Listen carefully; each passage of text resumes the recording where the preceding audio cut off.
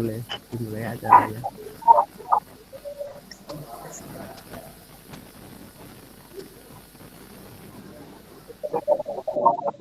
Baik, assalamualaikum warahmatullahi Waalaikumsalam wabarakatuh. warahmatullahi Alhamdulillahirabbil alamin wa bihi nasta'inu ala umuri waddin wa ala alihi wa sahbihi ajmain. Amma ba'du, teman-teman daripada pagi hari ini, marilah pertama-tama kita wujudkan rasa syukur kita kehadirat Allah Subhanahu wa taala yang mana atas limpahan rahmat hidayahnya kita diberi kesehatan serta walafiat, dan juga tak lupa salawat masalam harus tetap terus limpahkan karena berkat perjuangan beliau lah kita diberi jalan menuju zaman yang insya Allah telah menerang ini. Marilah kita buka acara sesi kedua ini dalam pelatihan online nulis skripsi dengan bacaan Bismillahirrahmanirrahim. Bismillahirrahmanirrahim.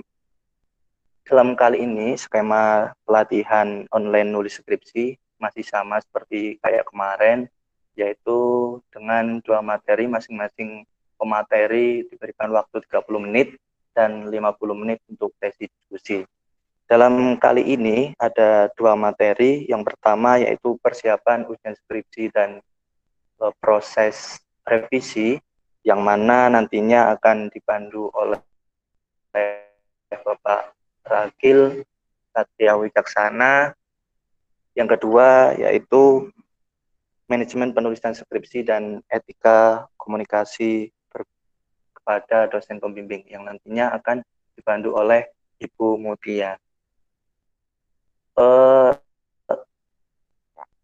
Pak Ragil ini merupakan dosen perbankan syariah, yang mana S1-nya beliau ambil di Universitas Muhammadiyah jurusan Ekonomi dan Perbankan Syariah. Untuk S2-nya Master dalam konsentrasi Ekonomi Islam di UII, dan beliau sudah memiliki sertifikasi profesi dari Dewan Standar Perencanaan Keuangan Indonesia. Untuk pemateri yang kedua itu Bu Mutia Laili, merupakan dosen dari akuntansi, yang mana profil pendidikan beliau ialah S1-nya di Universitas Muhammadiyah Yogyakarta, Masternya akuntansi diambil di UI juga, dan ya seperti itu. Terus mungkin langsung saja kami berikan kepada Pak Ragil untuk memberikan materi mengenai persiapan ujian skripsi dan proses revisi. Pada beliau kami aturkan. Baik, terima kasih sekali Mas Rizky. Bismillahirrahmanirrahim. Assalamualaikum warahmatullahi wabarakatuh. Alhamdulillah wa syukurillah. Alhamdulillah, Rabbi syurah li sadri wa yassir li amri wa hludatan min lisani yafqahu qawli, amma ba'du. Yang saya hormati Dekan Fakultas Ekonomi dan Bisnis Bapak Ahmad Junaidi MA, yang kami hormati Bapak Ahmad Salim, Dr. Ahmad Salim selaku Dekan Fakultas Agama Islam, yang kami hormati jajaran struktural prodi, baik itu ketua program studi dan juga sekretaris prodi, baik pada program studi manajemen, akuntansi, ekonomi syariah dan juga perbankan syariah. Dan yang selalu saya banggakan, rekan-rekan mahasiswa lintas angkatan yang ada di Fakultas Ekonomi Bisnis dan juga Fakultas Agama Islam, yang mudah-mudahan selalu dirahmati oleh Allah. Ini merupakan kesempatan yang luar biasa, penuh makna bagi saya pribadi, Mas Rizky. Wah, ini kebetulan Mas Rizky ya, sebagai moderatornya, jadi sudah kenal baik. Nanti kita discuss and sharing bersama teman-teman, Mas Rizky. Ini mohon maaf untuk materi apakah sudah tampil ya? Siap, Pak.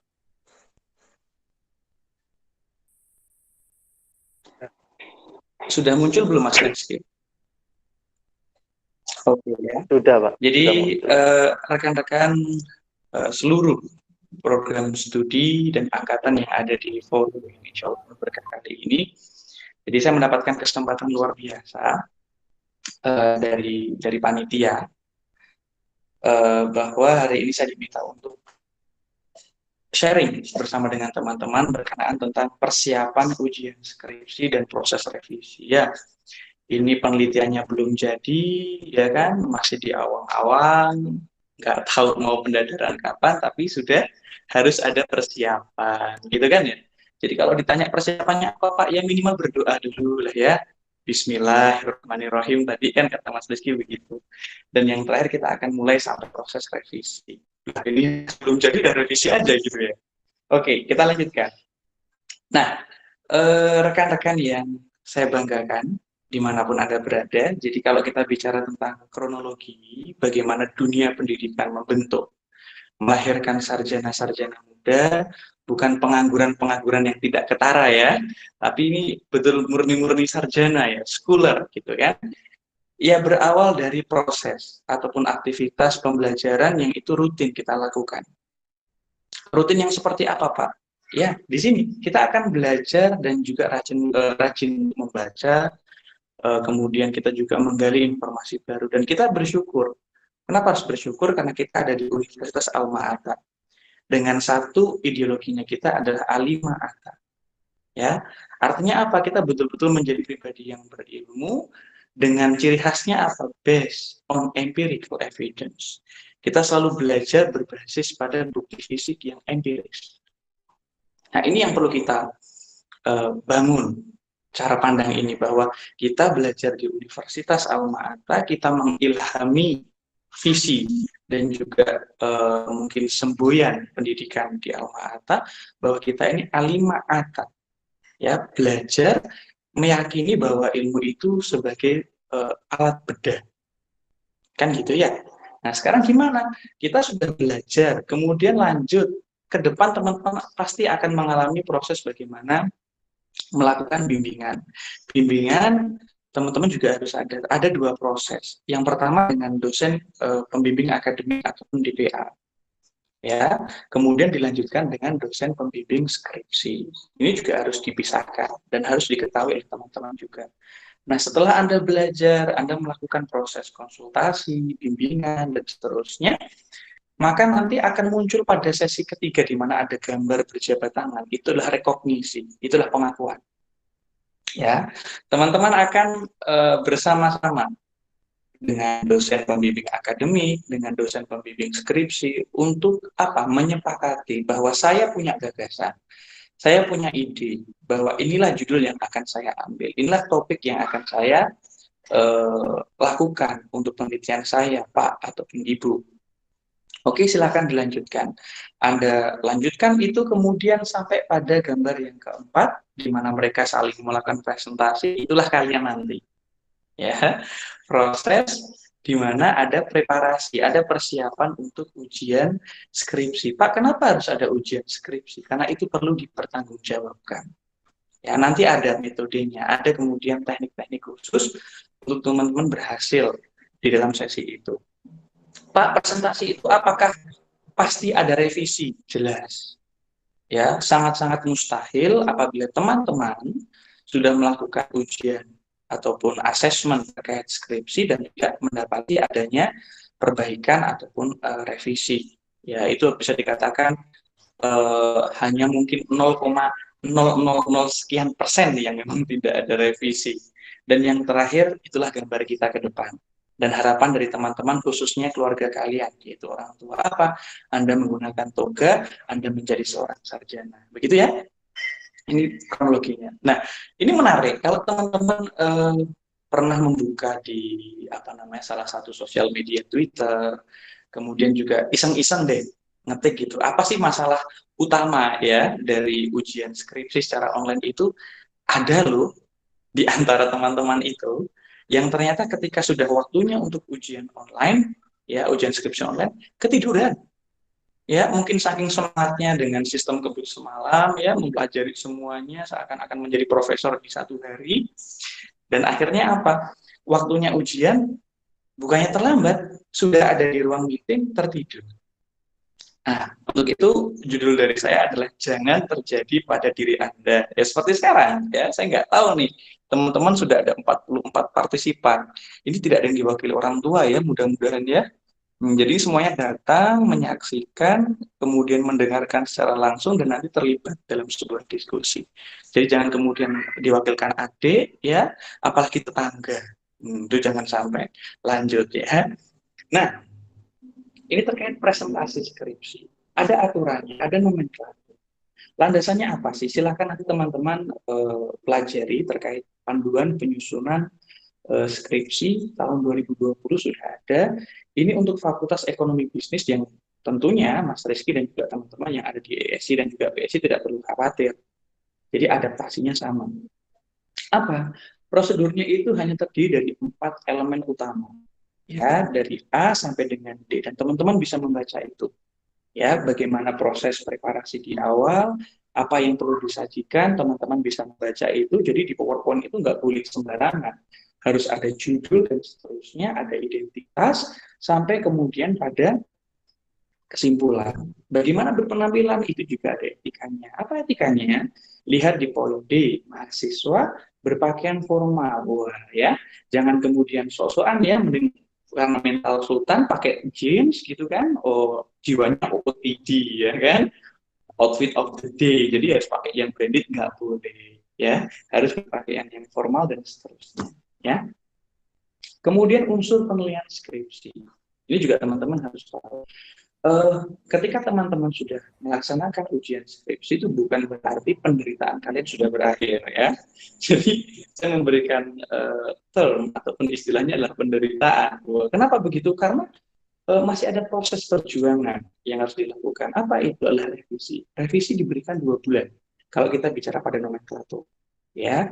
Kalau kita bicara pada landasan yang ada di Fakultas Ekonomi Bisnis termasuk di agama Islam untuk penyusunan skripsi, revisi diberikan durasi selama 2 bulan. Ya, selama 2 bulan Anda abaikan, alhamdulillah ujian ulang ya. Jadi bukan kemudian ganti judul, enggak ya, bisa jadi kemudian diujikan kembali.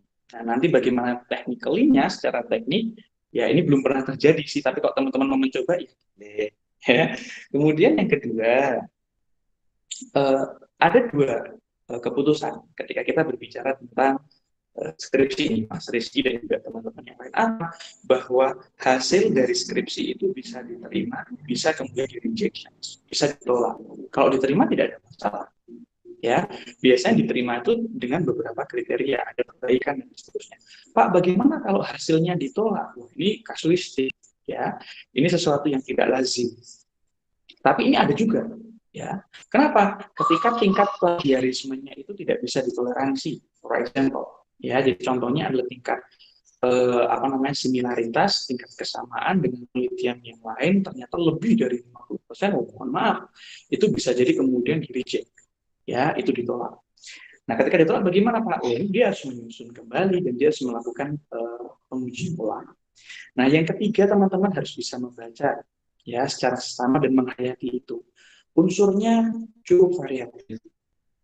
Ya, ada dari bab 1 sampai dengan bab 6 dan ternyata proporsi paling banyak itu ada pada naskah publikasi.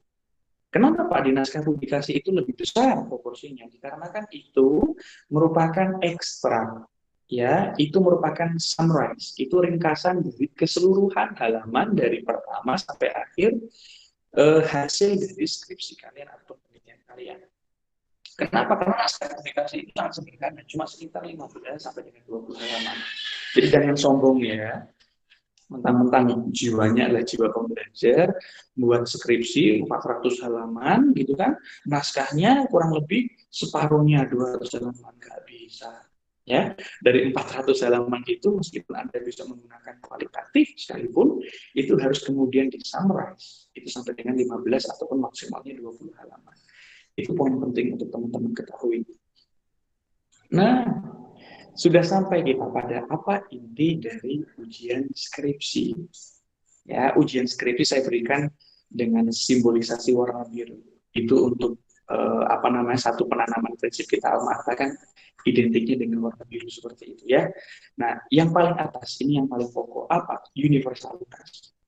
Ilmu itu bersifat universal. Teman-teman harus pahami itu.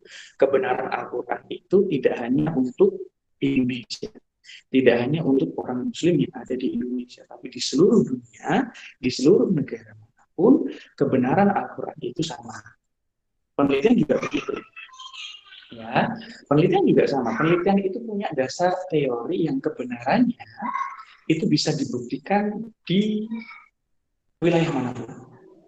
Makanya kalau kita bicara tentang penelitian ada berbagai macam metode, ada eksperimental, ya ada bagaimana kita melakukan uji coba teknik, metode dan seterusnya. Ada yang grounded, ada yang betul-betul kita menggali dari fenomenanya. Ya, ini pendekatannya adalah kualitatif atau induktif begitu ya. Kemudian ada yang sekedar mengkonfirmasikan ataupun rekonfirmatori. Jadi sudah ada teori, ya. Kemudian kita ingin melakukan satu pembahasan, apakah hasilnya sama, ataukah ada perubahan. Nah, inilah konsep universalitas, bahwa ilmu itu, teman-teman semua, ini ada 46 partisipan, ini harus bersifat universal. Jadi ketika Anda sudah memiliki satu gagasan, teman-teman memiliki konsep, ya, dan kemudian menarik itu pada variabel, sesuatu yang akan diteliti, ya sesuatu yang menjadi unsur masalah, maka masalah ini harus betul-betul memiliki landasan, memiliki satu justifikasi. Apa justifikasinya nanti akan kita dalami lagi. Kemudian yang kedua, beralih ke kanan. Apa itu? Adalah responsibility, adalah kebertanggungjawaban. Ujian skripsi itu menuntut teman-teman untuk memiliki sisi responsibel, memiliki sifat responsibel, bertanggung jawab. Maksudnya gimana? Anda punya konsep, Anda punya variabel. Dari variabel itu maka exposure masalah, bagaimana narasi masalah itu akan didetailkan, ya, akan dikomprehensifkan pembahasannya itu pada latar belakang masalah. Begitu? Pada latar belakang masalah itu nanti muncul berbagai macam gagasan. Ya, ada data judgment dan seterusnya, nanti akan kita detailkan lagi. Kemudian yang paling pokok adalah metodologinya. Ya, ketika ada masalah, kemudian masalah itu akan dijelaskan menggunakan theoretical framework ataupun kerangka teoretik. Ya, kita bicara mengenai bagaimana literatur review dan seterusnya. Tapi yang paling menarik adalah bagaimana kita kemudian mengambil satu keputusan untuk memilih metodologi penelitian. Itulah responsibilitas. Untuk apa, Pak? Ya, dari universalitas kita bicara soal responsibility, sekarang kita beralih pada warna hijau. Apa? Kita bicara tentang rasionalitas. Ya, ataupun rationality. Bagaimana sesuatu yang akan kita telusuri, sesuatu yang akan kita gali dalam penelitian, teman-teman semua, itu harus tidak melawan kebenaran, tapi kebenaran yang ilmiah. Ya, tidak melawan ataupun membangun satu pertentangan dengan akal sehat. Contoh, mungkin teman-teman di antara kita beberapa ada yang tidak meyakini, ada yang meyakini. Ya, contohnya apa, Pak? Pesugihan. Ya, pesugihan itu kalau mau dikaji, mau diteliti itu sebenarnya dia punya ruang, ya. Dia punya kans, dia punya probabilitas. Tapi pertanyaannya, apakah sesuatu yang sifatnya metafisik, sesuatu yang bersifat tidak dapat diukur, meskipun ada dampaknya, itu bisa diteliti, itu berat. Ya, jadi tiba-tiba, Pak, saya orang manajemen, ya, saya orang ekonomi syariah, saya orang akuntansi, saya orang perbankan syariah. Saya tertarik nih untuk apa? Untuk melihat, untuk mengukur implikasi ataupun pengaruh, ya, pengaruh aktivitas pesugihan terhadap pertumbuhan ekonomi di desa. Ini kan berat, ya. Meskipun teman-teman kepikiran, meskipun banyak mitologi yang mengatakan di desa itu banyak sekali praktek, banyak sekali pelaku seperti itu, ya, pelaku pesugihan, kemudian Anda berbicara pada hal yang sifatnya saintifik, ingin mengukur nih kira-kira hal-hal sifatnya metafisis tadi, kalau pengaruhnya terhadap pertumbuhan ekonomi desa kayak apa ya, terhadap kesejahteraan seperti apa ya, itu jangan sampai kepikirannya, apalagi teman-teman ya, di Fakultas Ekonomi Bisnis dan Fakultas Agama Islam kepikiran hal seperti itu haram, ya, jangan sampai kepikiran. Jadi universalitasnya ada, kemudian berbicara soal responsibility-nya ada, rationality-nya ada. Untuk apa? Yang terakhir, warna kuning, scientific ataupun empirical truth, ya, kebenaran empiris ataupun kebenaran saintifik, sesuatu yang bisa dijelaskan secara rasional, sesuatu yang bisa kemudian disepakati karena adanya kebenaran keilmuan. Itulah scientific truth. Nah, sekarang muncul kita pada trilogi, ya. Ini ada segitiga. Wah, segitiga tentang teknik presentasi terbaik. Jadi kalau saya tanyakan kepada 49 partisipan di sini, Pak, apakah ada teori, apakah ada teknik presentasi terbaik untuk uji presentasi? Saya katakan tidak akan pernah ada. Masa Pak, kan banyak dari sekian ilmu itu yang membahas tentang teori komunikasi. That is true, itu benar. Tapi kalau teman-teman kemudian merucutkan itu pada sebuah permasalahan fundamental, apakah ada teknik terbaik? Tidak ada. Kenapa? Karena setiap orang punya gaya, setiap orang punya cara, setiap orang punya pilihan kata, pilihan komunikasi. Itu yang kemudian dalam bahasa komunikasi disebut dengan retorika yang berbeda. Saya berikan contoh.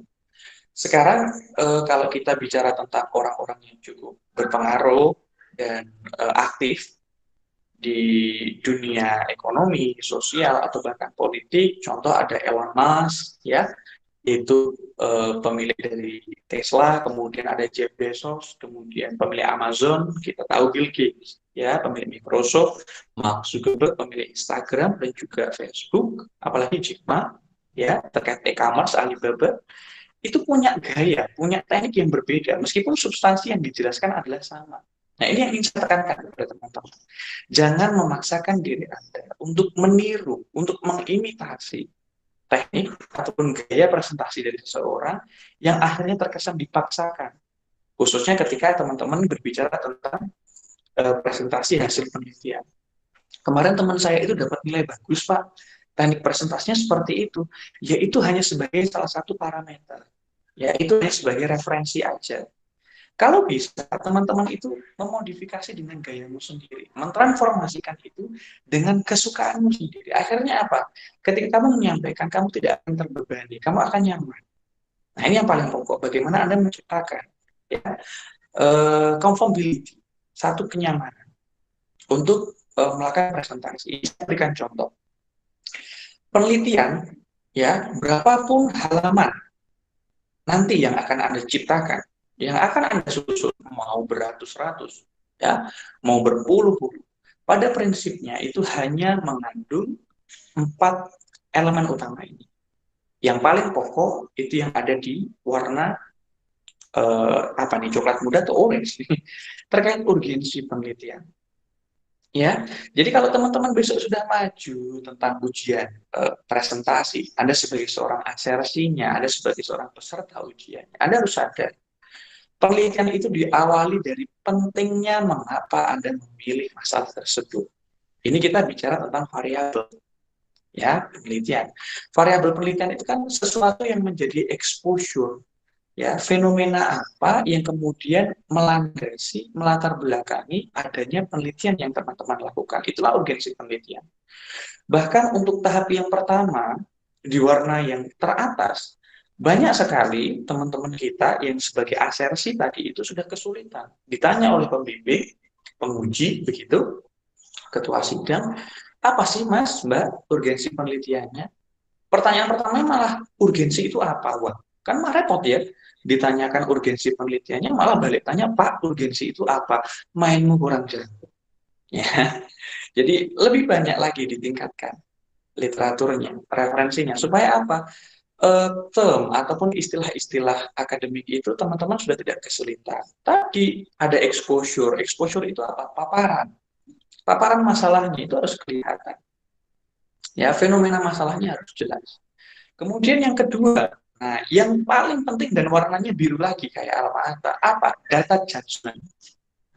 Ingat ya, Alma-Ata itu memiliki satu hal-hal yang fundamental, sesuatu yang perlu dikristalkan dalam sanubari dan juga jiwa pemikiran kalian tentang apa? Ideologi, 2 hal. Inspiring others, ya, bagaimana kita menginspirasi orang lain, dan based on empirical evidence.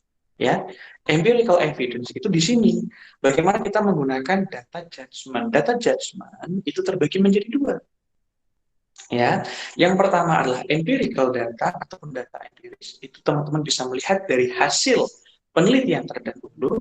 Dan yang kedua adalah theoretical data ataupun kita bisa menyebutnya sebagai literatur review.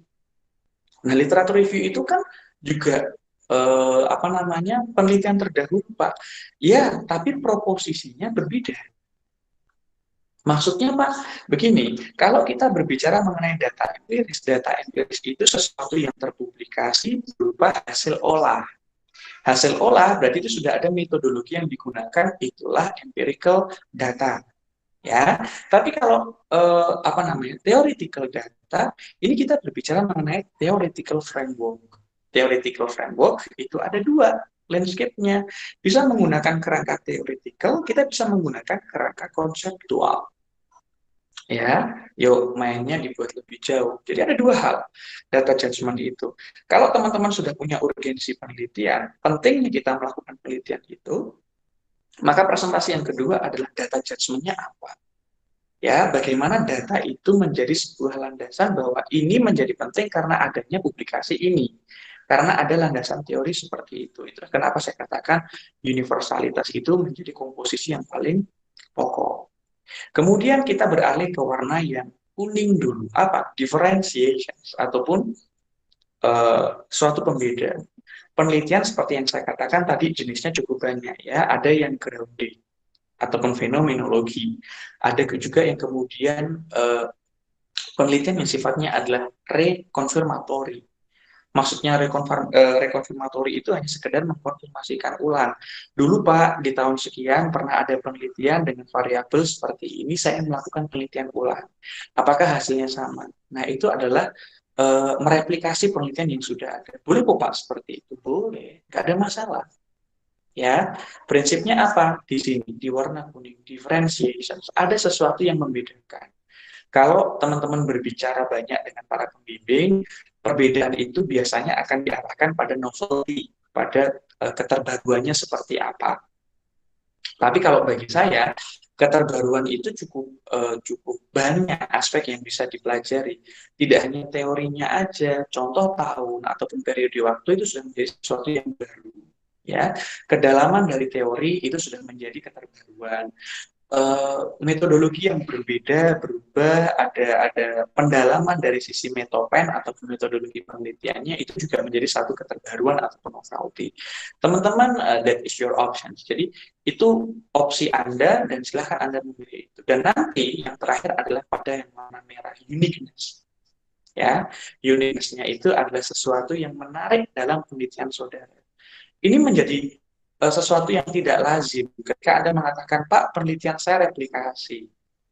Ya, ketika Anda ujian presentasi, Anda mengatakan dengan para penguji, penelitian saya merupakan penelitian replikatif, di mana saya melakukan penelitian ulang dari penelitian yang pernah dilakukan pada tahun sekian dengan peneliti bernama ini dan hasilnya seperti itu. Ya, tapi ketika ditanya oleh pembimbing, penguji, ketua sidang, apa yang menjadi keunikan dari penelitian kamu? Tidak ada sesuatu yang unik, Pak. Wah, sudah. Maka nilai ataupun bobot penilaian kalian akan berkurang dan itu bermasalah. Ya, jadi harus ditemukan tentang urgensinya, tentang data judgment-nya, tentang keunikan dan juga yang terakhir tentang pembedanya. Nah, kesalahan alami, kesalahan fundamental, kesalahan elementer yang sering sekali dilakukan oleh peserta ujian munakosah ataupun pendadaran. Apa? Warna yang merah semi orange. Yang teratas, monoton. Ya, Anda diberikan waktu 15 menit. Anda menggunakan tekniknya adalah storytelling. Ketika ditampilkan dalam slide, dalam presentasi, Anda menggunakan tekniknya adalah teknik copy paste. Ya, jadi yang ada di latar belakang masalah, itu kemudian Anda copy, kemudian Anda tempelkan kembali di PowerPoint Anda. Itu bermasalah. Nilai Anda akan berkurang banyak. Ya, sebenarnya seperti apa Pak? Nanti akan kita ajarkan, akan kita bantu, kita akan discuss, kita share. Kedua apa? Warna kuning, uninteractive. Ya, ingat loh, Anda sebagai anak kami, Anda sebagai asersi, sebagai peserta ujian adalah memberikan satu bentuk pertanggungjawaban, di mana ya dalam hasil penelitian itu pasti ada masalah, ya, ada landasan teori, ada metodologi, ada pembahasan termasuk hasil, dan juga ada kesimpulan yang perlu dibicarakan kepada orang banyak. Anda kalau fokusnya hanya pada layar, ya, hanya pada mungkin hard file yang Anda terima, yang Anda bawa, Anda tidak berinteraksi, maka kami akan kehilangan momentum untuk apa?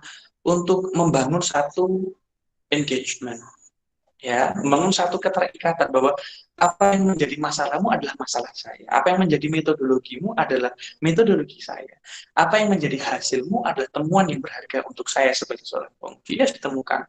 Tapi jangan sampai Anda sudah monoton, Anda tidak interaktif, bermasalah sekali. Kemudian kita masuk pada masalah yang di bawah, unconsistent.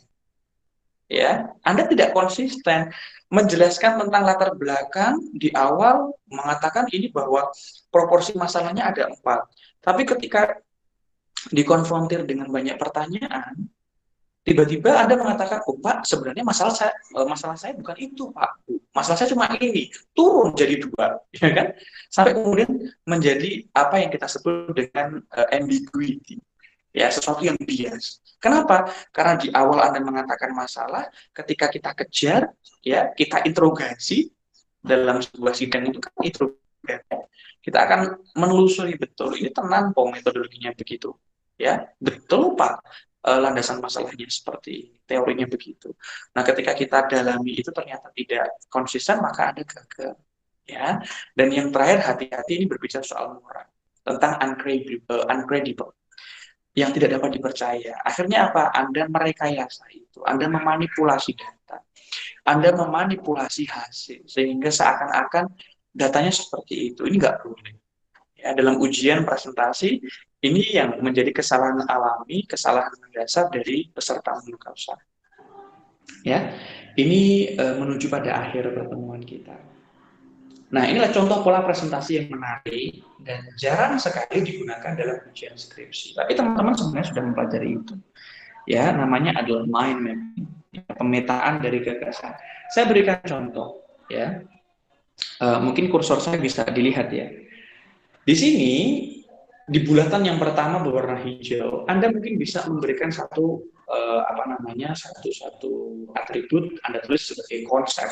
Di sini adalah variabel. Di sini adalah definisi operasional variabel penelitian. Anda jelaskan bagaimana variabel itu akan difungsionalkan. Ya, setelah itu kita masuk di bagian yang tengah. Apa nih? Ini judul kalian. Ya, judul kalian dituliskan di sini. Kemudian ini yang di cabang 2 apaan sih Pak? Yang di cabang 2 ini Anda isikan tentang variabel penelitianmu apa. Kalau variabelmu X-nya ada banyak, ya nanti dibuatkan kotaknya lebih banyak. Ya, kemudian nanti dependennya ada berapa, ya Anda buatkan. Seperti contoh di sini, ya. Setelah variabelnya jelas, judulnya ada, muncul nih di bulatan yang bawah, kemudian ada 3. Ini apa sih Pak?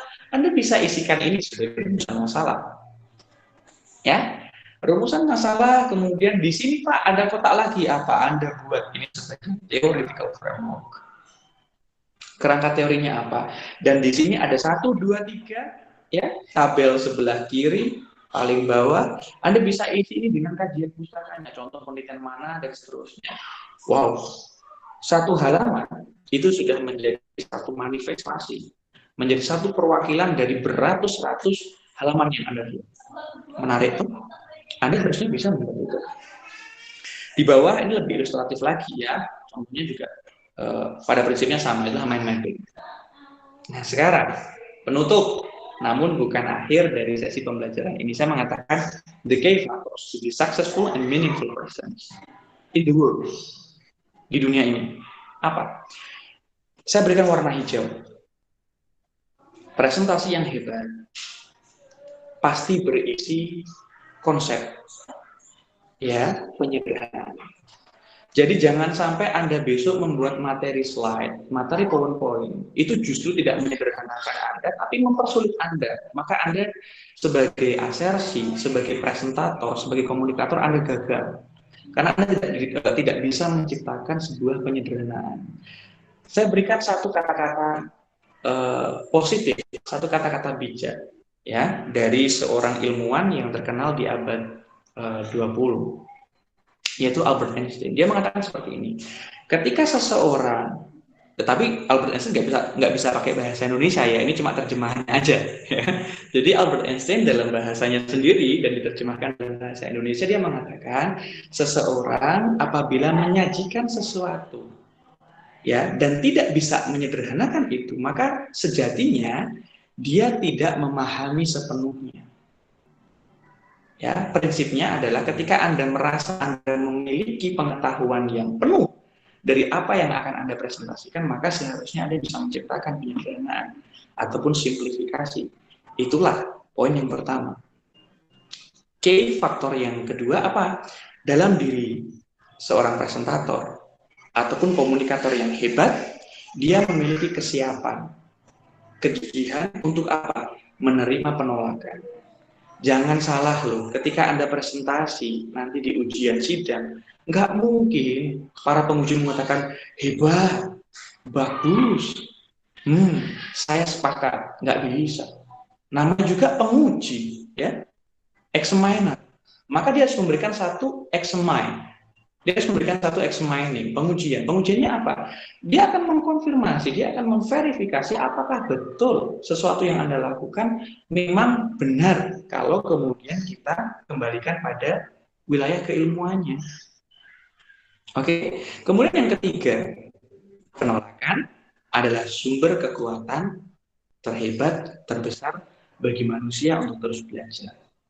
Jadi kalau teman-teman sudah merasa tadi bisa menyederhanakan itu, ya, kemudian bisa membangun sikap siap, gigih untuk menerima penolakan, maka seharusnya paradigma dalam diri itu adalah penolakan itu membuat kita menjadi pribadi yang lebih hebat sebagai pembelajar.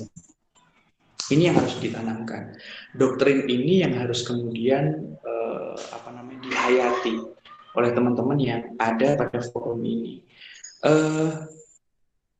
Mungkin itu dari saya. Terima kasih sekali atas waktu yang luar biasa berharga bagi diri saya dan mudah-mudahan juga bermanfaat untuk teman-teman semua. Saya kembalikan kepada Mas Rizky Maulana sebagai moderator.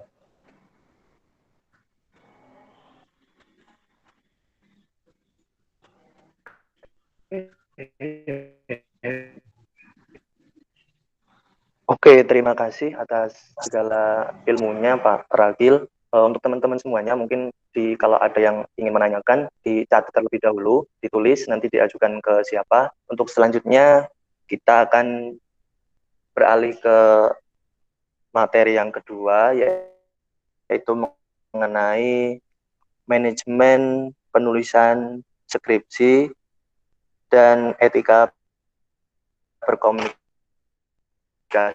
kepada dosen pembimbing skripsi. Kepada Ibu Mutia kami aturkan.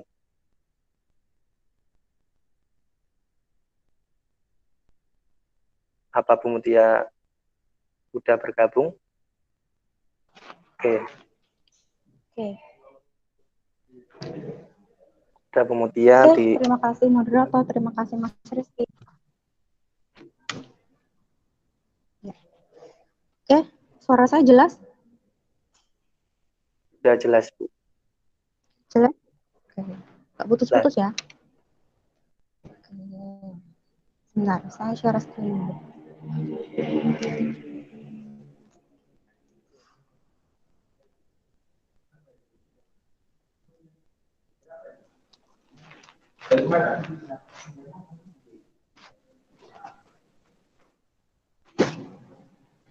Kenapa Amal?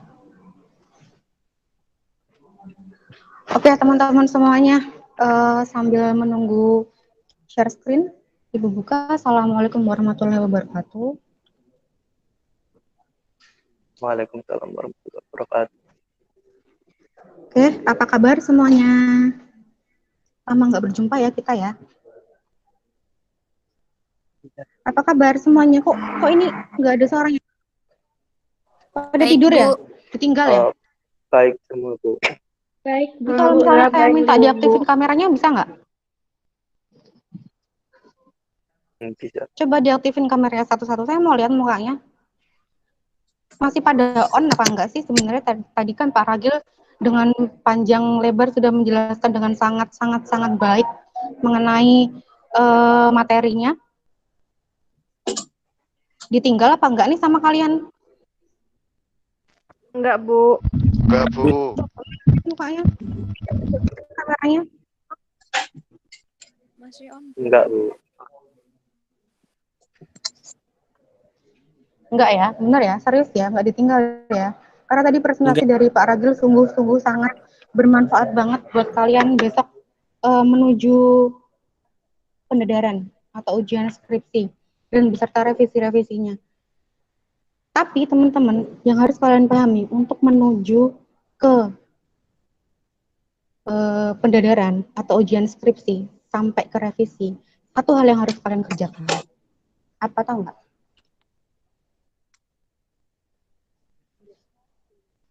Yang harus kalian kerjakan sebelum kalian nanti akhirnya pendedaran adalah mengerjakan skripsinya. Selesaikan skripsinya.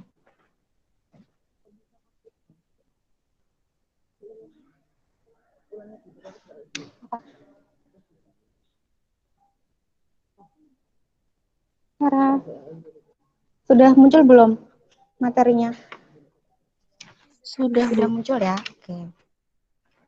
Oke, teman-teman, untuk menuju ke ujian pendedaran atau ujian skripsi, satu hal yang harus kalian selesaikan, satu hal yang harus kalian kerjakan, yaitu skripsinya. Untuk menuju, untuk membuat pendedaran yang sangat baik, kalian harus menyelesaikan skripsi dengan baik. Nah, untuk cepat menyelesaikan skripsi itu gimana sih? Kita harus bisa manajemen waktu terutama untuk manajemen penulisan skripsi, dan dengan manajemen penulisan skripsi yang baik kita juga harus mempertimbangkan, harus bisa melakukan komunikasi dengan dosen yang baik juga dengan cara yang baik. Nah, ini sebenarnya untuk saya menyampaikan ke kalian bagaimana etika berkomunikasi dengan dosen itu sudah sangat sudah sering untuk dikomunikasikan ke kalian. Gimana sih cara berkomunikasi dengan dosen yang baik? Etika untuk berkomunikasi dengan dosen yang sopan itu seperti apa? Sebenarnya kalian pasti sudah sering banget ya mendapatkan materi seperti ini. Kalian kan di sini termasuk mahasiswa yang angkatan atas, termasuk mahasiswa akhir kan, mahasiswa sudah tua. Kalian sebentar lagi lulus, bahkan sebagian dari kalian ikut di sini sudah angkatan 2017, 2016, yang dimana kalian sudah nggak dapat materi di kelas lagi. Jadi tinggal gimana kalian pintar-pintar berkomunikasi sama dosen pembimbing untuk menyelesaikan skripsi kalian. Sebenarnya ini untuk saya nyampein ini tuh mungkin kalian udah bosan kali ya. Udah bosan, kenapa sih harus disampaikan lagi etika lagi, berkomunikasi dengan dosen lagi gitu. Karena ternyata sampai sekarang masih ada yang kurang pas untuk etika untuk berkomunikasi sama dosennya. Dan juga yang terlebih lagi, yang penting lagi adalah manajemen menulis skripsi kalian itu mungkin sampai sekarang masih kurang pas juga. Kenapa? Masih bingung juga bagi waktu. Kapan sih aku harus ngerjain skripsi? Kapan sih aku harus bisa bagi waktu antara nanti yang bekerja, atau kalian yang punya usaha, atau kalian yang punya kegiatan lain selain menulis skripsi. Nah, itu kan masih sangat susah untuk bagi waktu. Itu makanya mungkin motivasi adanya pembuatan seminar online ini ya, motivasinya yaitu salah satunya untuk bagaimana membuat kalian itu bisa membagi waktu, memanajemen waktu kalian untuk kapan sih aku harus ngerjain skripsi, kapan sih aku harus bisa bagi waktu antara yang lain, kegiatan yang lain dengan menulis skripsi. Coba teman-teman semuanya di sini, kalau Ibu tanya deh sama kalian, terutama untuk yang angkatan 2017 dan 2016. Kalian tuh gimana sih susahnya bagi waktu untuk kerjaan skripsi? Karena sampai sekarang masih ada yang belum bisa bagi waktu, dan sampai sekarang mungkin masih ada dosen pembimbing yang malah menghubungi mahasiswanya. Ayo dong kamu cepat selesaiin skripsinya, jangan lama-lama gitu. Apa sih yang membuat kalian susah bagi waktu? Coba ada nggak yang bisa kasih alasan ke Ibu? Ini tidur ya? Masih bingung mungkin, Bu. Tidur ya? Coba apa? Enggak, Bu. Coba apa? Apa sih yang membuat sampai sekarang kalian ini masih belum lanjut aja skripsinya? Beberapa mahasiswa mungkin sudah menghubungi dosen pembimbingnya untuk ngerjain skripsi. Ada beberapa, tapi masih banyak mahasiswa yang belum menghubungi dosennya. Ada alasan lain, nanti saya sudah menghubungi dosen Bu, tapi dosennya masih ini. Ada yang sudah, ada yang bilang saya sudah menghubungi dosennya, tapi saya dimarahin sama dosennya. Tapi habis itu lanjut nggak kalian? Coba sekarang Ibu minta 1 orang atau 2 orang kasih Ibu alasan kenapa sampai sekarang kalian masih belum melanjutkan skripsi. Padahal sudah waktunya. Apa kalian menjadi donatur tetap? Coba kasih alasan. Nggak ada yang mau kasih alasan. Berarti semuanya lancar ngerjain skripsi. Tapi kok kayaknya enggak. Kenapa? Kok pada diam? Otakku nggak nyampe Bu kalau disuruh online. Kendala online, Bu. Harus banget untuk tatap muka. Ya. Memang dilemanya di situ. Ada mahasiswa yang dia nggak bisa bimbingan dengan cara online. Ada yang harus tatap muka. Tapi ada yang juga bisa mereka tetap bimbingan secara offline, secara online atau secara daring. Tapi karena kondisi seperti ini, beberapa dosen kan mengharuskan untuk bimbingan itu secara online. Gitu kan. Jadi mau nggak mau kalian harus memahami. Daripada skripsinya nggak kelar-kelar, nanti kapan kalian mau menuju pendadaran?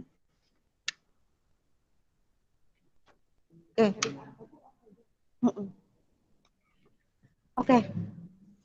Lihat slide-nya. Manajemen penulisan skripsi yang pertama, tentang motivasi. Apa sih yang membuat kalian termotivasi untuk kerjaan skripsi? Ada motivasi nggak kalian ngerjain skripsi? Apakah ingin cepet-cepet selesaiin kuliah? Apakah ingin cepet-cepet ngilangin beban? Karena mungkin menurut kalian skripsi itu beban banget.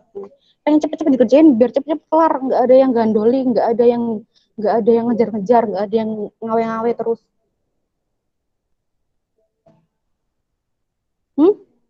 Motivasi kalian apa? Untuk segera menyelesaikan skripsi? Atau nggak ada? Makanya kalian, udahlah, ntar aja lah, ngerjain skripsi lah, gampang lah. Ntar juga kelar, gitu.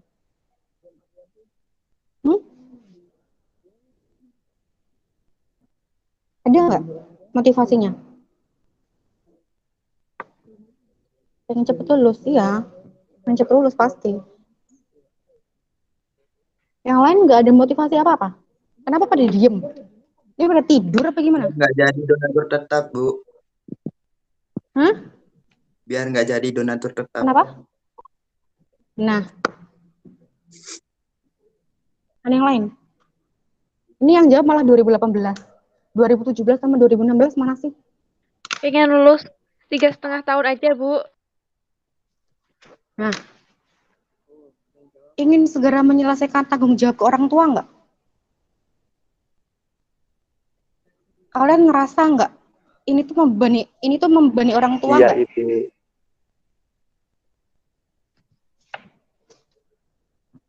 Bagi kalian yang masih yang apa ya? Yang mungkin kalian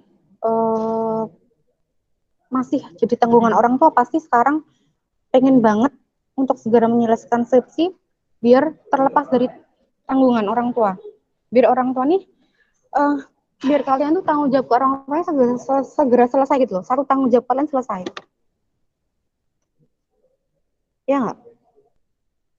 Makanya kalian harus punya motivasi. Gue ini pengen cepet-cepet kelar skripsinya. Biar orang tua gue ini nggak apa ya, terbebani sama gue. Kan? Biar juga nggak ada lagi beban. Setiap hari nggak ada yang WhatsAppin aku untuk segera, ayo kelarin skripsinya.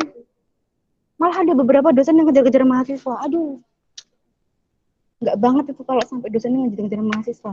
Zamannya ibu ini nggak ada yang namanya dosen ngejar mahasiswa. Yang ada mahasiswa ngejar dosen. Kok zaman sekarang dosennya yang ngajarin mahasiswa? Nggak banget itu. Nggak boleh kayak gitu. Di sini kan kalian yang bayar, kalian harus tanggung jawab sama pembayaran kalian. Di sini dosen yang dibayar, masa dosen yang harus ngejar-ngejar mahasiswanya? Kalian dong yang harus kejar-kejar dosen. Walaupun tetap ada etikanya. Oke. Yang kedua, manajemen waktu. Bu, sabar ya Ibu. Iya, Dina. Kamu juga harus sabar menghadapi Ibu ya. Oke, yang kedua manajemen waktu. Di sini ada salah satu dosen yang baru menyelesaikan S3-nya dengan cum laude.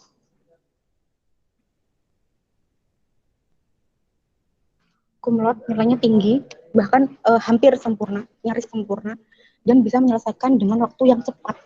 Kalau untuk S3 mungkin bisa menyelesaikan waktu S3 di bawah 5 tahun itu sudah sangat cepat. Apalagi dengan nilai cum laude nyaris sempurna itu the best. Bagaimana pembagian waktunya? Pembagian waktu beliau adalah kerja dimulai jam 8 pagi. Beliau rumahnya jauh, Kulon Progo. Dosennya Alamata. Beliau rumahnya jauh, Kulon Progo. Ketika beliau berniat untuk aku mau ngerjain disertasi aku cepat biar cepat selesai. Beliau datang ke kampus sampai kampus itu jam 6:30. Dari jam 6:30 sampai jam 8 beliau mengerjakan disertasinya. Mulai jam 8 sampai selesai waktu bekerja beliau fokus sama pekerjaan. Manajemen waktu. Sediakan minimal 1 jam untuk kerjakan skripsi kalian. Paling enggak kalian mikir, judulku opo yo, aku pengen neliti opo yo, aku pengen neliti di bidang ini, sekarang tuh yang lagi masalahnya tentang ini, karena pandemi banyak UMKM yang terdampak negatif. Karena pandemi ada juga UMKM yang terdampak positif. Itu kan bisa kalian jadikan motivasi penelitian juga. Jangan mikir yang susah-susah. Pikir yang ada di sekitar kalian, di sekeliling kalian. Ambil jadiin salah satu motivasi penelitian, bimbingan. Dan yang ketiga adalah fokus. Kalau kalian sudah bisa fokus, kalian pasti akan kejar terus skripsi kalian sampai selesai. Kalian nggak akan beralasan, aduh susah banget nih skripsi aku, aduh ini nggak ada referensinya, aduh ini jurnal pendukungnya sedikit banget, nggak akan berhenti di situ. Karena nanti sebagian yang bimbingan sama ibu nih, Bu nggak ada ininya, nggak ada jurnal pendukungnya susah dicari. Bu, variabelnya tuh ini, tapi tuh nanti ketika diaplikasikan sama ini kok jadi berbeda, kok jadi aneh. Bu, ini kok hasil penelitian ini sama penelitian ini berbeda, kenapa? Kalau kalian bingung, tanya sama dosennya. Kadang tanya sama teman sama-sama bingung. Makanya tanya sama dosennya. Nah, sekarang gimana cara kalian bisa berkomunikasi dengan dosen pembimbing dengan etika yang baik? Yang pertama, kalian harus pahami bahwa setiap dosen memiliki prioritas yang berbeda-beda. Jangan kalian anggap satu dosen sama dengan dosen yang lainnya. Beda. Ada dosen yang nggak mau diganggu-gugat setelah jam 4 sore, ada. Ada dosen yang boleh kalian tetap WhatsApp jam 4, selebihnya jam 4 sore, cuma kalian akan dibalas besok pagi ketika jam kerja lagi. Ada dosen yang, nggak apa-apa, WhatsApp aja, nanti dibalas seadanya waktu si dosen. Ada yang malah kadang di WhatsApp jam berapapun nggak dibalas-balas. Ada nggak kayak gitu? Beda-beda nggak setiap dosen? Kalian harus bisa memahami itu. kenali dan pahami setiap personal dosen. Karena dari situ kalian bisa menentukan kapan kalian harus menghubungi dosen, bagaimana cara kalian menghubungi dosen, atur waktunya. Oh, dosen ini tuh nggak bisa di WhatsApp malam-malam. Oh, berarti aku WhatsApp-nya harus pagi-pagi. Oh, dosen ini tuh sekarang sedang melanjutkan studi S3. Oh, berarti beliau sibuk banget nih. Berarti aku harus bisa me-WhatsApp beliau sekitar jam segini sampai jam segini sekiranya waktu beliau luang. Dari mana? Kalian ngelihat waktu kapan beliau balas. Ketika beliau balas kan berarti beliau sedang luang waktunya. Berarti ketika di waktu itu kalian langsung balas, gercep balasnya. Itu salah satu cara kalian mengatur waktu untuk bisa menghubungi dosen. Jangan lupa gunakan tata cara yang sopan. Jangan kalian dosen yang sudah senior atau dosen yang sudah sepuh, kalian kok masih pakai bahasa-bahasa yang ke anak-anak mudaan, yang kekinian. Nah, itu mungkin kurang masuk di dosen yang seperti itu. Kembali lagi, pahami dosen. Kalau dosennya maunya ketemu di luar, terus aja di luar. Kalau dosennya maunya via daring, ya sudah, kalian harus kejar via WhatsApp. Dan yang satu lagi, hindari mengintegrasi dosen, interogasi dosen. Kayak gimana? Kalian ketika menghubungi dosen, kok nggak dibalas-balas? Nanti kalian WhatsApp terus. Iya benar, kalian harus ngejar-ngejar dosen, tapi nggak kayak gitu caranya. Ketika nanti memang kalian sudah capek, aduh, WhatsApp aku nggak dibalas-balas sama dosen ini, WhatsApp aku kok udah seminggu nggak dibalas, baru kalian WhatsApp lagi dengan cara yang sopan. Jangan nanti baru kalian sejam nggak dibalas, udah WhatsApp lagi, Pak, ini gimana Pak? Pak, ini loh Pak, tolong Pak, segera dibalas Pak.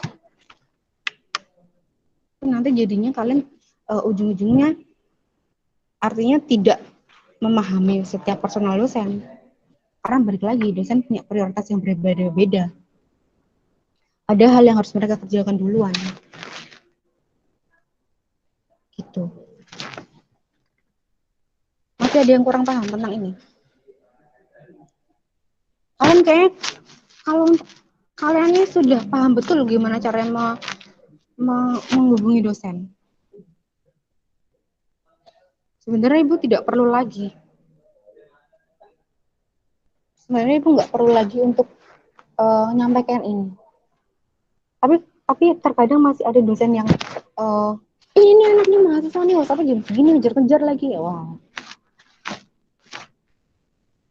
Ini adalah kesempatan Ibu untuk ngomong kalian. I'm so sorry kalau misalnya Ibu ini ngomongnya kayak, Ibu jangan ngegas. Enggak, maksudnya enggak ngegas. You have to get motivated. Biar kalian segera bisa melakukan apa yang dijelaskan oleh Pak Ragil tadi, pendadaran. Kalau kalian sudah pendadaran, hilang sama beban kalian. Satu beban hilang, satu tanggung jawab kalian selesai terhadap orang tua. Kalian setelah pendadaran, setelah ujian sidang, hubungi orang tua, Bu, Pak, atau siapa, Kakak, aku sudah selesai sidang, aku sudah resmi sarjana ekonomi. Itu kan bangga banget. Kalian nggak pengen cepat-cepat. Pengen kan? Lanjut. Jangan berhenti. Terutama untuk angkatan 2017-2016, kalian sudah keinskripsi. Kecuali kalian menjadi donatur tetapnya kampus, nggak apa-apa. Lama-lama nggak apa-apa. Gimana? Masih ada yang mau lama-lama lagi? Masih ada yang pengen dikejar-kejar dosen? Kalian harus kejar dosen, tapi dengan tata cara dan etika yang baik untuk menyelesaikan skripsi kalian. Jangan kasih kendor. Coba Rusdi. Rusdi, bangun Rusdi. Tirfu. Rusdi, Uji coba Iya. dibaca. Yang Ibu share. Iya. Jangan kasih dor. Kalau susah tanya dosennya. Jangan diam, apalagi berhenti. Coba dibaca di layar. Ada skripsi yang cepat selesai.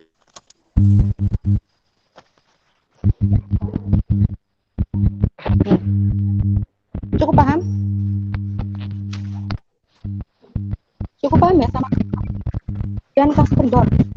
Kalau kita tuh tanya sama dosen. Kadang sama kadang tanya teman-temannya juga bingung.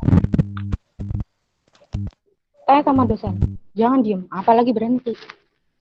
Berhenti sehari, kalian bakal berhenti seminggu kalian keenakan berhenti 2 minggu. Seterusnya.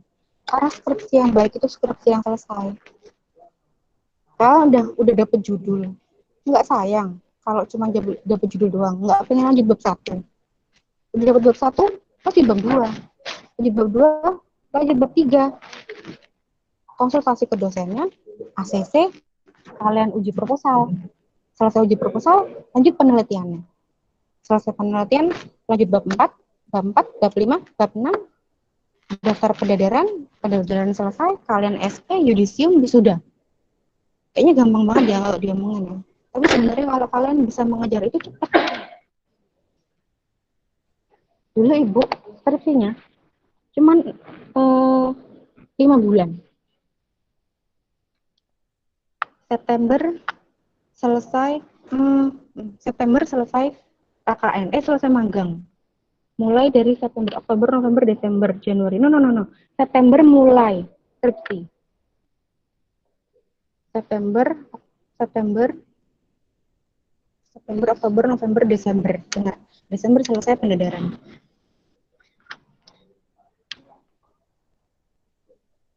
Desember pendadaran.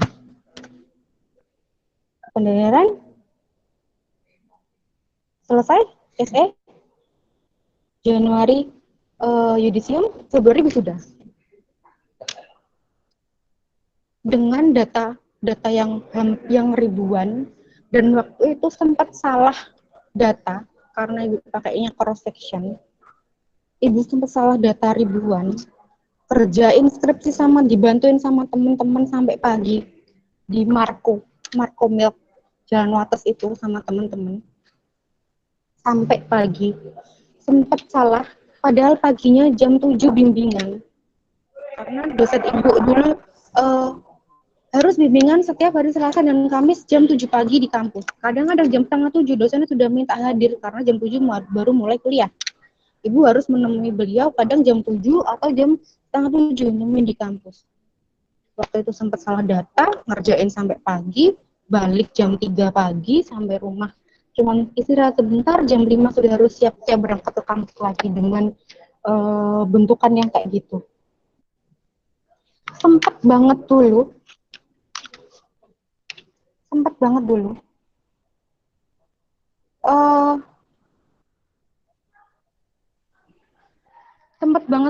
skripsi Ibu disobek ya, skripsi itu disobek kan, disobek tuh disobek kayak gitu. Mau ngeliat lagi nggak cara nyobeknya? Disobek kayak gitu. Bisa bayangin nggak? Sudah susah-susah, sudah sampai nangis-nangis, buatnya disobek. Pernah juga dicoret pakai spidol, coret. Jadi kalau kalian cuma dicoretin pakai garisnya doang tuh nggak seberapa. Apalagi kalau cuma dikasih komen karena bimbingannya online kan, kasih komen, nggak sampai dicoret, nggak sampai disobek di depan mata, disobek dong, digini-giniin di depan muka kita. Jangan sampai kalian mengalami itu. Remuk nggak hatinya? Remuk dong, sakit. Kita harus pasang muka yang iya Bu, mohon maaf. Karena tuh kita yang salah. Biasanya nggak bisa disalahin waktu itu. Sekarang tetap gitu. Sakit. Makanya, kalau kalian belum sampai mengalami hal seperti itu, berarti kalian mendapat dosen yang baik. Bukan berarti dosennya Ibu dulu nggak baik, enggak. Beliau sangat baik, baik banget. Termasuknya salah satu yang paling baik. Tapi mungkin cara setiap dosen kan beda-beda. Kalau kalian cuma dapat, kalau kalian dapat dosen yang masih sangat baik untuk coret-coret dikit aja, ini diganti itu the best, itu kalian masih beruntung. Nggak sampai disobek ataupun dicoret. Dicoretnya itu bukan pakai pulpen, tapi pakai spidol marker yang gede itu loh. Jadi itu bener-bener yang full. Nggak ngerti kenapa salah waktu itu. Jangan sampai kalian seperti itu ya. Jangan sampai dosen kalian tuh kesel sama kalian. Makanya baik-baik sama dosen. Apalagi kalian lagi membutuhkan mereka untuk bimbingan. Oke? Gitu. Kayak lagi Ibu ingatkan, kalau susah tanya sama dosennya. Jangan diem. Apalagi berhenti. Berhenti 1 hari, seminggu keenakan. Berhenti seminggu keenakan, 2 minggu. Habis sudah waktu kalian. Habis itu masuklah ke semester berikutnya, bayar lagi. Bantal gulingnya siapa sih? Amin. Ya Allah, amin. Itu ya teman-teman ya. Oke? Cukup paham? Jangan kayak gitu. Abdul Mujib. Jangan sekali-kali nyonggok dosen. Nggak bisa. Nggak bisa ketemu dosen kok bawa makanan. Nggak bisa. Saya pernah diceritain sama dosen S2 dulu. Ada yang bawain makanan ke rumahnya. Ditolak kok makanannya nggak mau diterima. Silakan dibawa pulang lagi. Kalau cuma untuk mendapatkan nilai yang baik. Atau cuma untuk bimbingan, nggak perlu sampai bawa seperti itu. Nanti dikiranya kamu nyogok. Ya. Ada yang pernah bukan martabak, bawa ayam utuh. Sampai berbesek-besek, ditolak.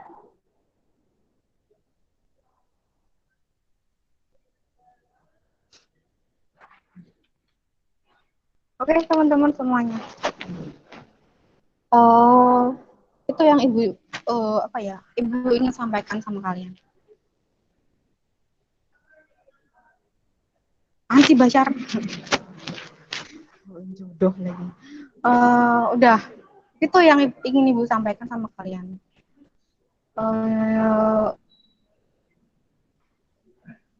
Buat diri kalian tuh motivate.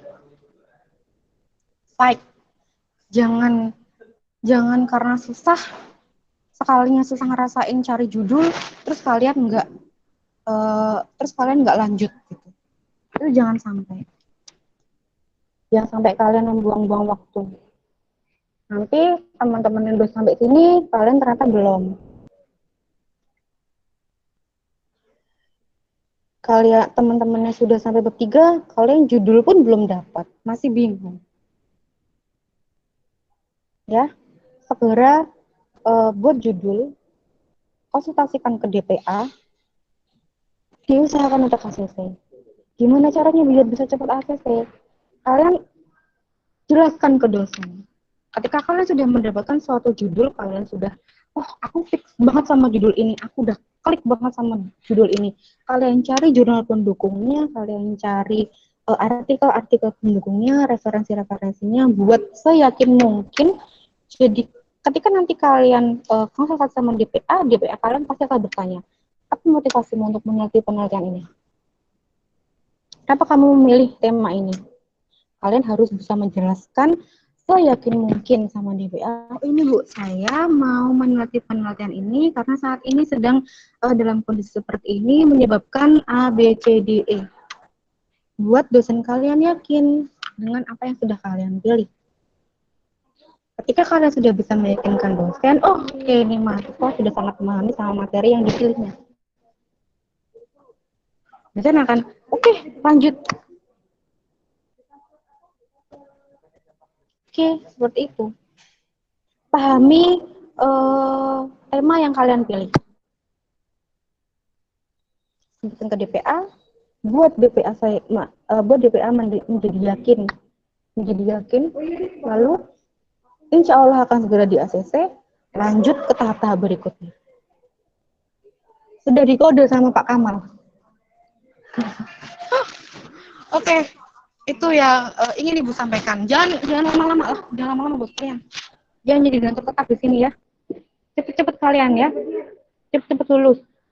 Semoga segera lulus, semoga dimudahkan semua tahapan-tahapan skripsinya, semoga dilancarkan, semoga juga kalian dimudahkan sama dosen pembimbingnya, sama DPA-nya, semuanya dimudahkan, dilancarkan, cepat lulus, cepat sidang, cepat SE, cepat semuanya, cepat mendapatkan pekerjaan.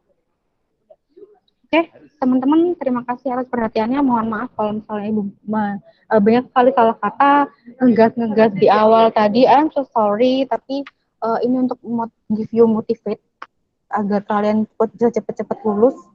Bukannya Ibu nggak mau kalian ngelihat muka kalian, enggak. Tapi kan kalau kalian cepet lulus, itu yang terbaik juga buat kalian. Oke, teman-teman, Ibu kembalikan kepada moderator. Rizky, kamu the best banget. Kamu 2 hari ini kamu triple job ya. Jadi MC, moderator, sama peserta. Mantap. Oke, Ibu kembalikan ke Rizky. Terima kasih teman-teman semuanya. Wassalamualaikum warahmatullahi wabarakatuh. Waalaikumsalam warahmatullahi wabarakatuh. Terima kasih atas materi yang disampaikan oleh panitia, sangat bermanfaat sekali. Untuk selanjutnya yaitu sesi diskusi. Untuk teman-teman yang ingin menanyakan, silakan menanyakan di forum chat dengan mencantumkan nama, prodi, dan pertanyaannya itu ditujukan sama siapa. Terima kasih. Monggo teman-teman. Mungkin ingin menanyakan terkait materi yang disampaikan Pak Ragil ataupun Bu Mutia, disilakan. Untuk teman-teman kita masih punya waktu sekitar 45 menit.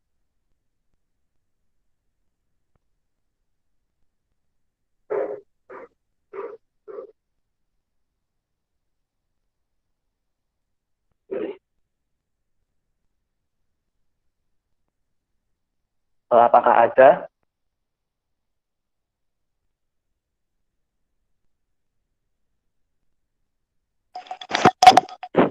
Nggak bisa ngirim pesan, Mas.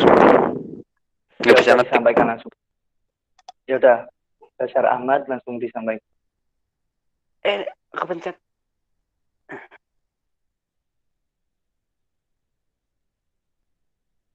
Untuk yang kendala ngetik, mungkin langsung disampaikan aja, enggak apa-apa. On kamera dan open mic. Ada?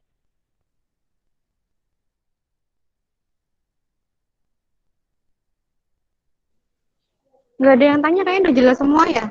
Skripsinya udah pada lanjut kayaknya. Iya nggak? Iya paling. Mantap. Bashar Ahmad sudah bergabung, monggo. Katanya mau ditanya tadi.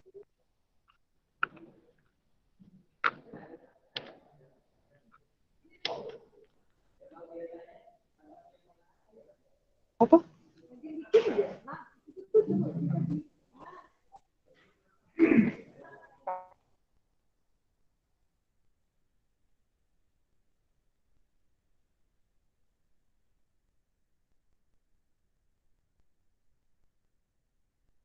Apakah ada dari teman-teman semuanya? Kalau tidak ada mungkin bisa disebutkan, karena mengingat hari Jumat, mungkin teman-teman yang laki untuk mempersiapkan ibadah sholat seperti itu. Kalau tidak ada.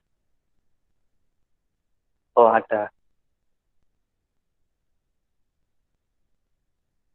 Ditujukan kepada Pak Ragil. Pertanyaannya ialah terkait differentiation untuk ujian presentasi, contohnya seperti apa ya Pak?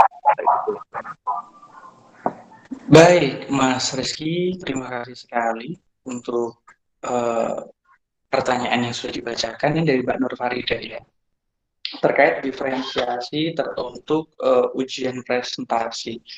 Pada prinsipnya begini, diferensiasi yang saya maksudkan itu bukan pada konteks ujiannya, tapi lebih kepada penelitiannya. Jadi penelitian itu harus memiliki pembeda. Kalau bahasa lainnya adalah penciri.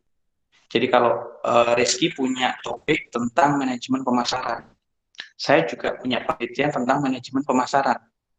Ya, kemudian skopnya sama-sama di industri keuangan syariah. Pencirinya harus berbeda.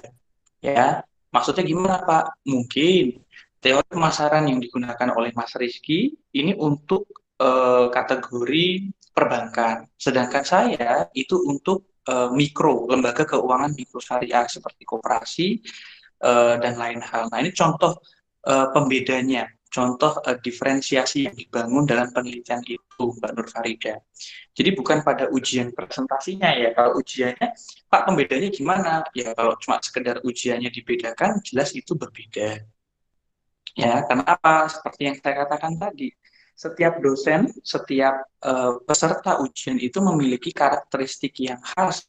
Bagaimana dia akan membawakan materinya. Tidak usah jauh-jauh, teman-teman sudah belajar di hari ini tentang apa yang dibawakan oleh Ibu Mutia dan apa yang dibawakan oleh saya. Dan saya tidak akan pernah mengintervensi Bu Mutia dan Anda juga tidak perlu mengintervensi saya bahwa saya harus sama dengan Bu Tia atau Bu Tia harus sama dengan saya. Karena inilah gaya, itu yang saya katakan, itulah retorikanya. Gayanya berbeda, metodenya berbeda, pilihan katanya berbeda. Dan teman-teman hanya tinggal tadi menemukan responsibility-nya aja. Kebertanggungjawaban itu lebih nyaman menggunakan metode, teknik yang seperti apa.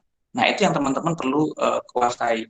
Tidak hanya bagi teman-teman yang mau menempuh ujian pendadaran ya, bahkan untuk teman-teman yang di angkatan muda, ya di angkatan mungkin semester 1, 3, 5 yang masih jauh dengan pendadaran, saat Anda presentasi makalah pun juga harus menemukan hal ini gitu maksud saya. Ya, ini sudah menjadi satu metodologi yang umum untuk digunakan gitu. Oh, ini Mbak Farida lanjut pertanyaan nih Mas Rizky ya, saya bacakan aja langsung nih. Kalau pembeda untuk meneliti ulang, nah itu yang saya katakan tadi. Jadi teman-teman yang baru menempuh skripsi, sekarang saya katakan Anda tidak perlu terlalu ambisius, Anda tidak perlu terlalu terobsesi bahwa Anda menemukan sesuatu yang baru.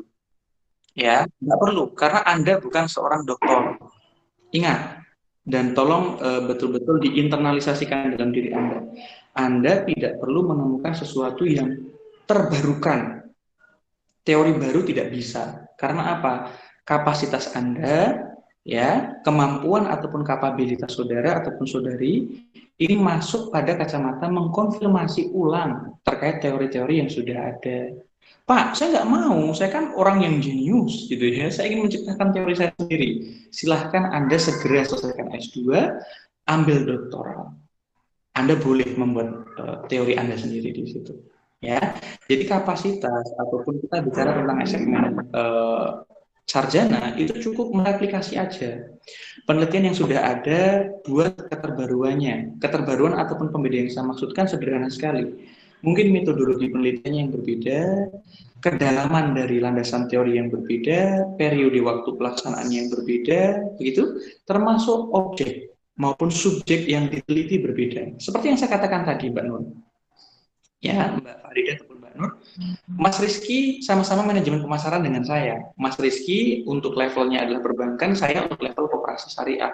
Ini sudah menjadi diferensiasi. Pak, tapi kan dasar teorinya sama, ya? Absolutely yes. Ya, secara mutlak itu sama. Tapi karena levelnya sudah berbeda, yang menjadi subjek dan objeknya itu lain, maka itu sudah diperbolehkan. Ini yang tadi dikatakan sebagai diferensiasi. Tapi ingat, ini belum menjawab warna merah yang saya maksudkan berkaitan mengenai uniqueness-nya. Uniqueness ataupun keunikan tidak ditemukan dari sini. Ya, keunikan itu akan akan direpresentasikan lebih jauh itu melalui data judgment, ya, melalui justifikasi datanya, melalui pernyataan datanya. Kalau datanya semakin memberikan gambaran bahwa itu sesuatu yang unik untuk diteliti, sesuatu yang benar-benar penting untuk diteliti, nah itulah uniqueness-nya. Nah, kalau saya melihat justru lebih sulit menemukan uniqueness dibandingkan dengan diferensiasi. Karena kemampuan ataupun keterampilan kita untuk membangun keunikan itu kadang-kadang maaf ya, kita kurang sensitif melihat fenomena.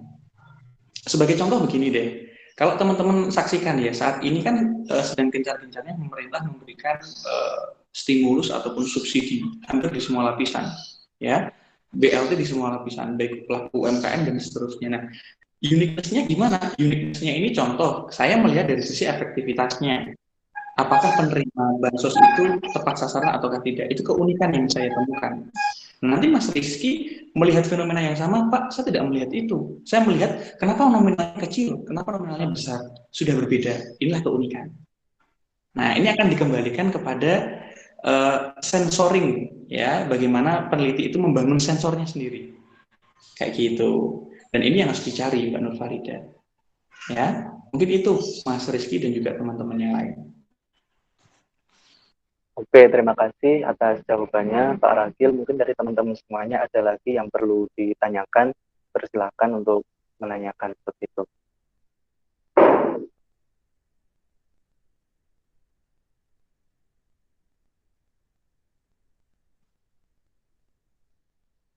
Pertanyaan selanjutnya diajukan oleh Mas Rusdi, diajukan ke Bu Mutia.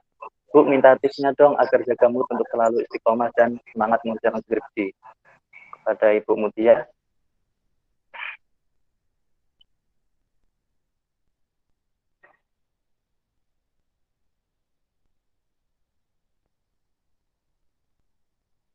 Open mic, Bu. Mohon maaf. Masih belum. Itu balik lagi sih ke diri kalian sendiri, ke diri kalian masing-masing, tergantung sama motivasi kalian apa.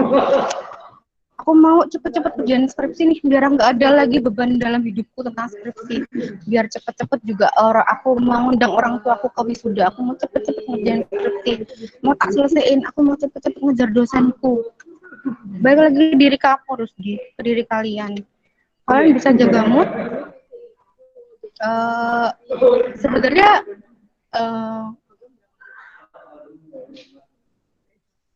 jawaban dari setiap dosen juga akan mempengaruhi mood. Tidak dipungkiri gitu kan. Setiap jawaban dosen, ketika jawaban dosen masih membuat kita bingung, tapi kita sudah, kayaknya aku kalau mau nanya lagi ntar kebanyakan nanya ada segala macam, itu kan juga akan mempengaruhi mood kita gitu kan. Terus ya pokoknya balik lagi ke diri kamu tuh, aku tuh pengen cepat selesai biar aku tuh nggak digondoli lagi sama skripsi. Aku hubungi dosen, ketika nanti aku bingung ke satu dosen ini, gimana caranya kalian bisa menghilangkan kebingungan itu dengan cara yang lain. Kalian pasti tahu caranya gimana.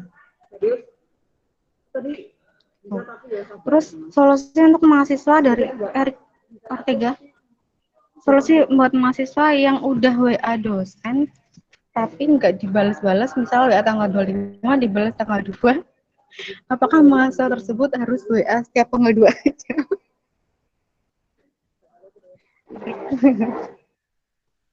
Erik jangan. Ya nggak gitu juga, Erik. Maksudnya rajin lah, setidaknya kalian tuh rajin WhatsApp dosennya itu, maksudnya terus bukan yang nanti ketika dosennya balas tanggal 2 kalian terus setiap tanggal 2 aja, ya enggak gitu. Maksudnya kan ketika dosen itu tanggal 2 itu ternyata balasnya habis zuhur nih, berarti habis zuhur insya Allah nih dosen senggang waktunya. Nah itu kalian berarti ini besok hari tanggal 3 nih aku WhatsApp dosennya lagi ya jam 12 habis zuhur aku mau WhatsApp lagi, insya Allah beliau juga sedang senggang waktunya. Itu kan nanti ketika dosen mau memulai aktivitas lagi, beliau membuka WhatsApp. Ada WhatsApp dari Erik. Erik minta diteliti proposalnya, mau diteliti. Biasanya seperti itu. Terkadang nggak semua dosen. Balik lagi pahami setiap dosen masing-masing. Ya. Dari Almata nggak ada online kan, Bu?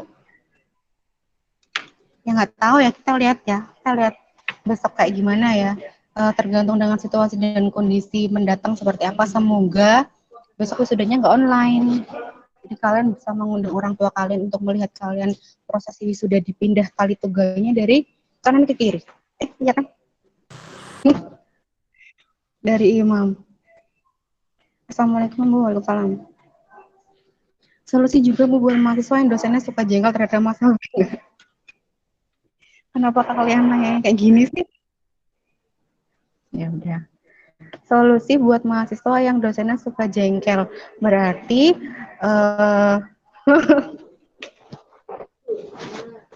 curhat nih Allah. Berarti kalian balik lagi pahami dosen yang kayak gimana. Mau nggak mau memang kita sebagai mahasiswa harus bisa memahami dosen, harus bisa mengikuti dosen, dan jangan lupa dosen pembimbing tidak pernah salah. Jangan lupa ya, dosen pembimbing tidak pernah salah. Jadi kalian ikuti. Jadi kalian harus ikuti kemauan beliau, oke? Imam, oke, jadi anak Ikuti, baik ya Mam. sama dosennya, pembimbingnya. Imam Heru. Dan nggak pernah salah, jangan lupa. Kalau misalnya salah, balik ke peraturan pertama, nggak salah.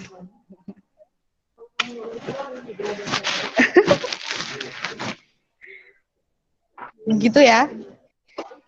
Oke. Oke, ada lagi dari teman-teman semuanya yang ingin ditanyakan terkait materi yang sudah disampaikan oleh Bu Mutia maupun Pak Ragil?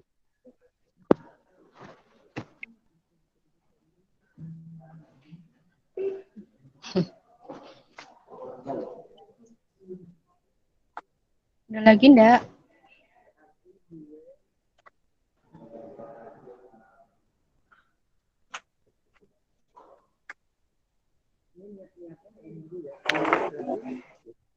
Kalau tidak ada mungkin, oh ini ada. Assalamualaikum Bu, hal apa saja yang harus dipersiapkan mahasiswa yang dari semester 5 agar nanti siap menghadapi ujian ketika semester. Waalaikumsalam. Halo Pinky Veronica, apa kabar? Oke, wah semangat banget nih. Calon-calon 3,5 tahun selesai S1 nih kayaknya. Agar mahasiswa semester 5 siap menghadapi skripsian. Mulai dari sekarang kalian sudah harus memahami tata cara penulisan skripsi. Karena kalau misalnya kalian juga harus mulai memahami ketertarikan kalian terhadap bidang apa. Misalnya kalau manajemen kan banyak nih nanti konsentrasinya. Ada manajemen keuangan, ada manajemen pemasaran, ada manajemen SDM. Itu kan nanti banyak konsentrasinya. Dari sekarang sudah kalian pikirkan, kalian mau minatnya kemana? Minatnya aku mau ke keuangan. Nanti berarti kamu pilih konsentrasinya ke keuangan. Ketika nanti kalian sudah masuk ke kelas keuangan, kalian akan mulai terbuka lagi pikirannya, open lagi main kalian tentang manajemen keuangan tuh apa ya? Nanti subbabnya.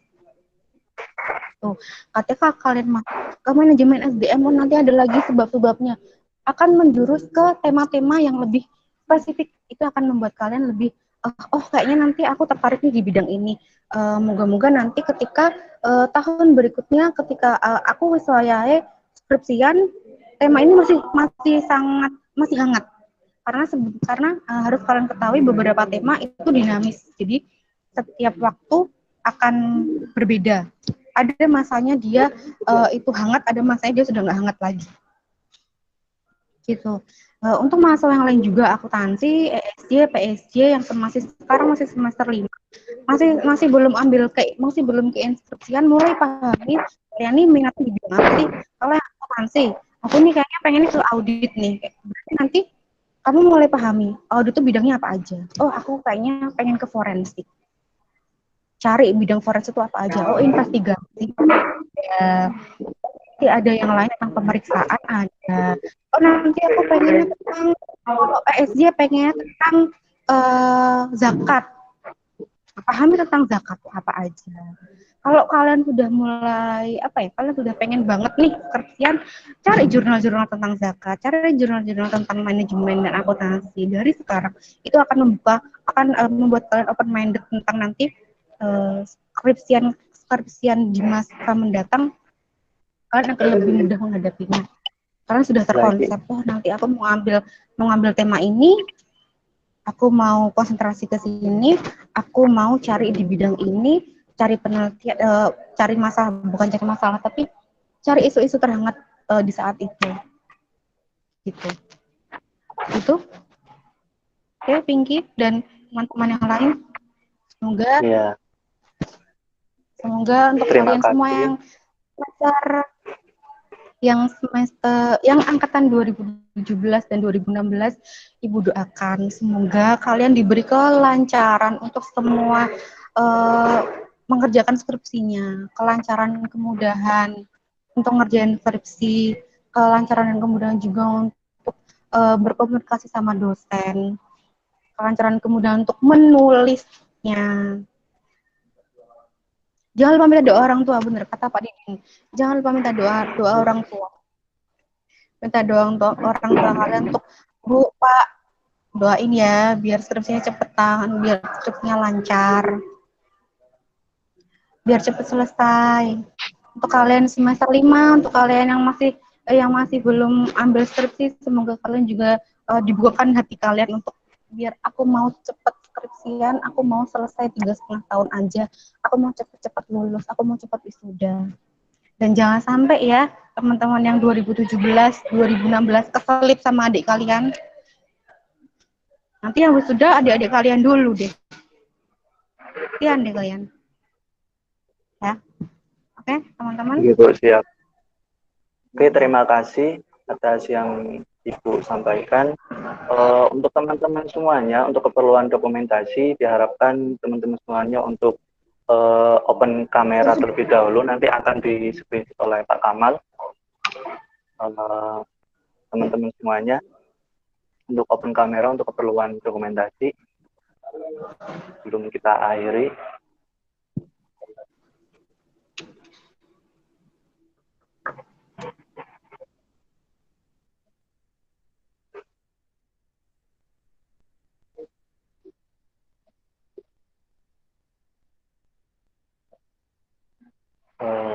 Open kamera, teman-teman yang belum monggo dipersilakan.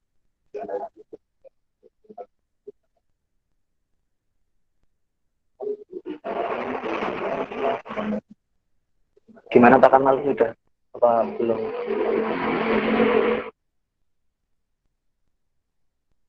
Kamera dibuka kalian semua.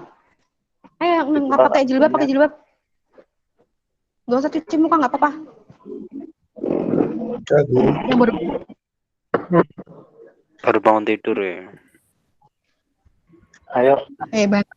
Bantal guling. Pula ini namanya. Share, dibuka kameranya. 1, 2. Belum. Yuk, 1, 2, 3. Aku share dulu. Lagi, Pak.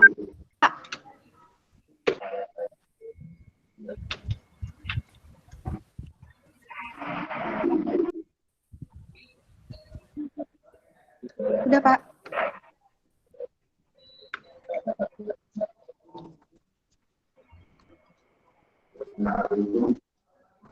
Sudah belum, Pak? Udah belum, Pak Kamal?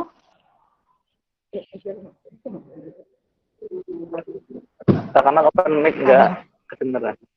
Oke, 1, 2, 3, 4.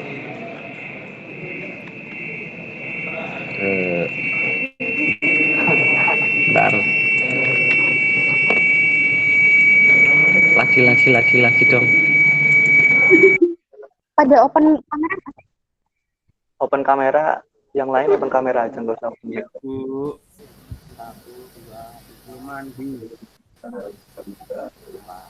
Ora apa-apa.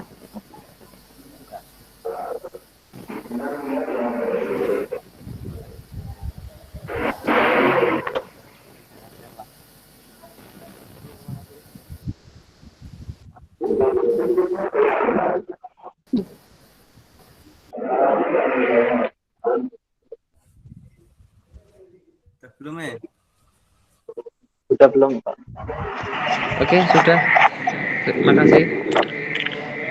Oke, Silakan. terima kasih Lanjutkan. semuanya.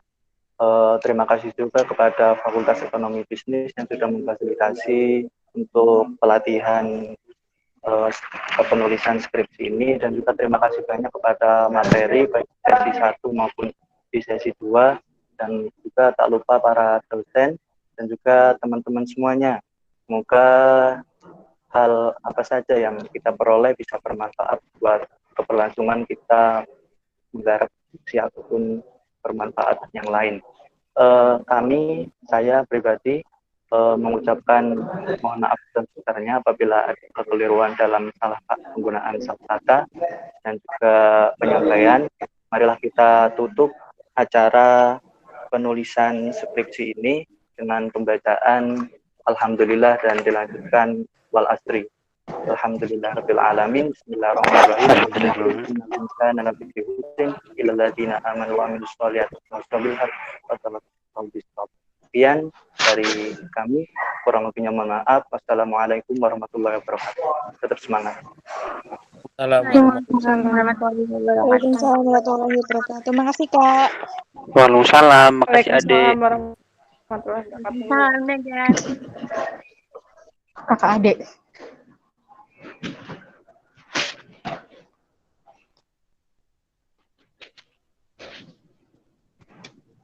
Mbak Dian.